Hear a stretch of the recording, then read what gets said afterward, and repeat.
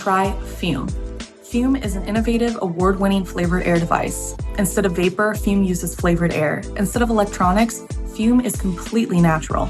And instead of harmful chemicals, Fume uses delicious flavors. Start the year off right with the good habit by going to tryfume.com/scary and getting the journey pack today. Fume is giving listeners of this show 10% off when they use my code SCARY to help start making the good habit that much easier. Hi, I'm Steffany Strange. Want to hear something scary?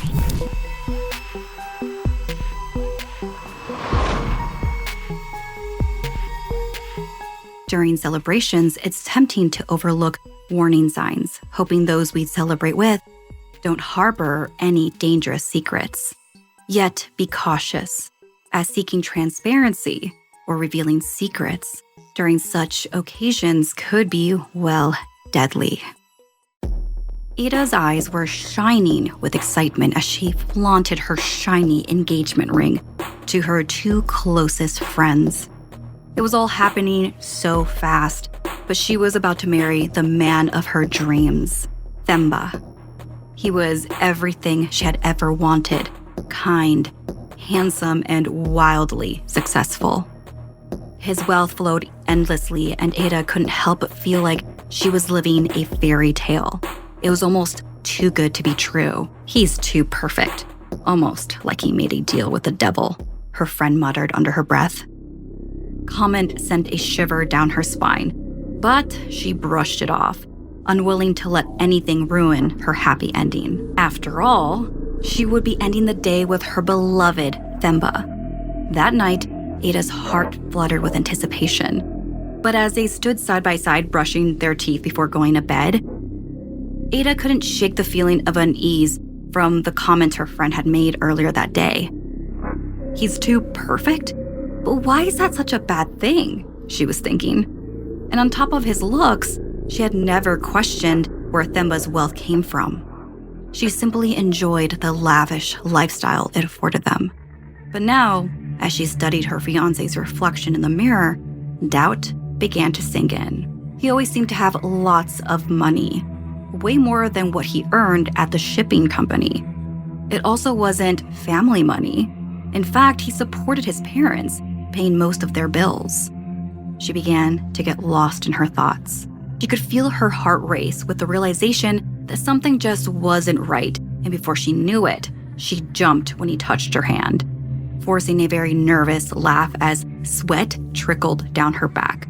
Lost in her thoughts, she hadn't noticed her body's anxious response. When he leaned in to kiss her, she flinched again. She just couldn't relax. This was a feeling as if she was with a complete stranger. Stop being so silly, she told herself very firmly. You love Themba. But later on, when they were laying in bed, Ada replayed everything in her mind. Themba had always been so giving and kind, she thought. But then she remembered something. There was this one time she was trying to get into the pantry.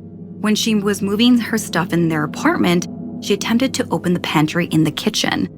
And like a bolt of lightning, Themba appeared and swatted her hand off the door. His eyes narrowed.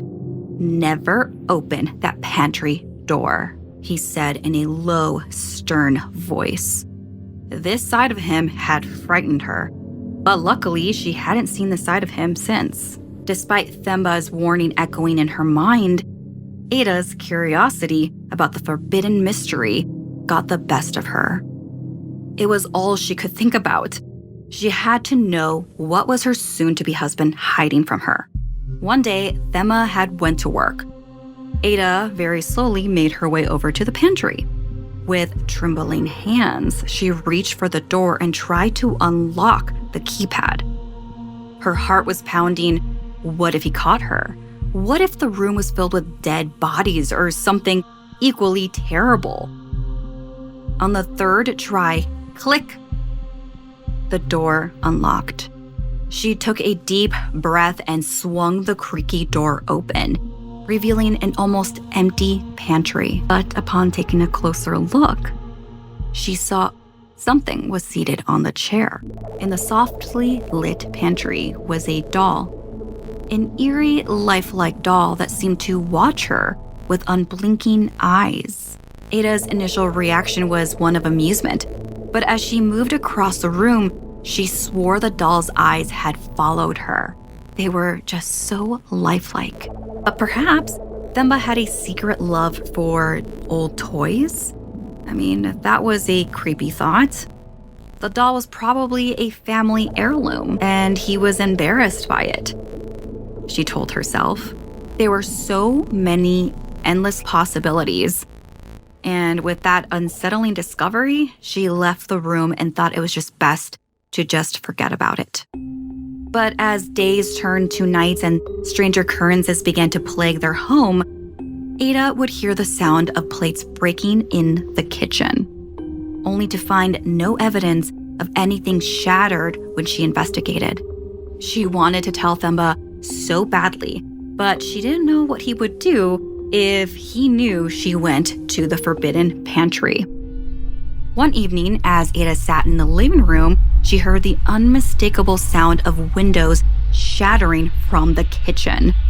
Her heart pounding with fear, Ada rushed over to investigate, but there was nothing to be seen. And then, from the darkness of the house, a child's laughter echoed, sending shiver down Ada's spine.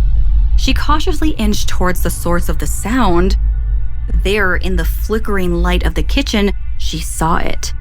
The doll seated on top of the countertop, smiling from ear to ear, surrounded by a pile of smashed plates on the ground.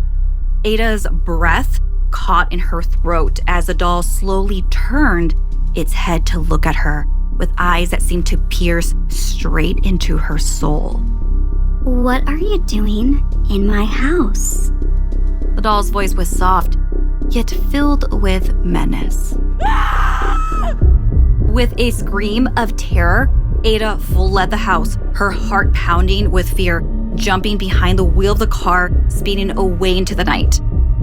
But even as she drove, the sense of dread lingered, twisting knots in her stomach. And then from the backseat of the car came a tiny voice. Yeah, I love car rides, the doll said, filled with unnatural excitement. With a strangled cry, Ada swerved the car wildly, struggling to regain control through her panic. But it was too late. The car had swerved off the road, hurtling into a ditch with a sickening crash. As darkness closed in around her, Ada's last thought was that of the doll, of its haunting laughter echoing in her ears, and the chilling certainty that this was all too good to be true. She wasn't living a fairy tale, but instead she was living a nightmare.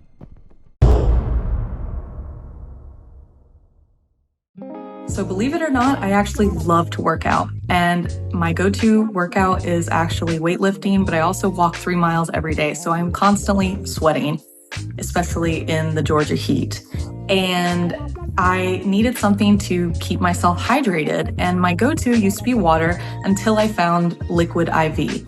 Whether you hydrate to live or live to hydrate, Liquid IV quenches your thirst faster than water alone. It has 3 times the electrolytes of the leading sports drink, plus vitamins and nutrients for everyday wellness, all in a single sugar-free stick. And my favorite is the classic lemon, lime, and I swear I drink it every single day. I really, truly love it. I also like the cool, convenient packaging, so you don't have to carry around a jug of water that might get warm. You just fill your water bottle with cold, refreshing water and add the stick once you've finished your workout. It's also convenient to take on a plane or carry in your bag on the road in case you feel run down, which I often do as well. I also love the fact that Liquid IV is made without artificial sweeteners and 0 sugar. And of course, it's free from gluten, dairy, and soy. However you hydrate, grab your Liquid IV Hydration Multiplier sugar-free in bulk nationwide at Costco, or get 20% off your first order when you go to liquidiv.com and use code SCARY at checkout. That's 20% off your first order when you shop Better Hydration today using promo code SCARY at liquidiv.com. Thanks so much for listening. Like and share if this video gave you the chills. And don't forget to subscribe and turn on the bell for notifications. See you next time.